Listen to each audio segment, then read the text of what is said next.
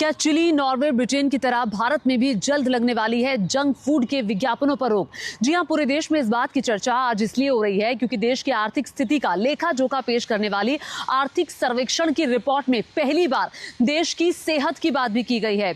और इसमें कहा गया है कि सुबह 6 बजे से लेकर रात 11 बजे तक जंक फूड के विज्ञापनों पर रोक लगनी चाहिए, यानी कि आर्थिक सर्वेक्षण की रिपोर्ट में सुझाव दिया गया है कमेटी की तरफ से। अब आखिर क्यों रोक लगाने की मांग की गई है? इस रिपोर्ट में कहा गया है कि देश में जंक फूड यानी कि अल्ट्रा प्रोसेस्ड फूड का कंजम्पशन कई गुना पिछले कई सालों में बढ़ा है। इस रिपोर्ट में यह भी कहा गया है कि 2009 के मुकाबले 2023 में जो खपत है अल्ट्रा प्रोसेस्ड फूड की वो 150% तक बढ़ी है।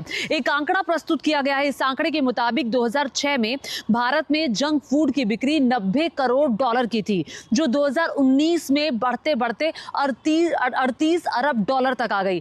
यानी कि जो खपत है वो बहुत ज्यादा बढ़ी है। इतना ही नहीं, भारत में लोग लगातार मोटापे के शिकार भी हो रहे हैं। भारत की जो महिलाएं हैं वो 24% महिलाएं मोटापे के शिकार है, जबकि पुरुष 23% मोटापे के शिकार है और छोटे छोटे बच्चे भी इसकी जद में आ रहे हैं।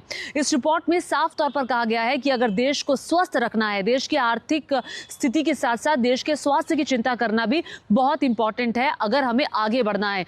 तो इसीलिए जो विज्ञापन है अल्ट्रा प्रोसेस्ड फूड को बढ़ावा देने वाले, उस पर रोक लगनी चाहिए। अभी हाल ही में ब्रिटेन में भी रोक लगी है। ब्रिटेन में रात 9 बजे तक अल्ट्रा प्रोसेस्ड फूड यानी कि जंक फूड के विज्ञापनों पर रोक लगी है।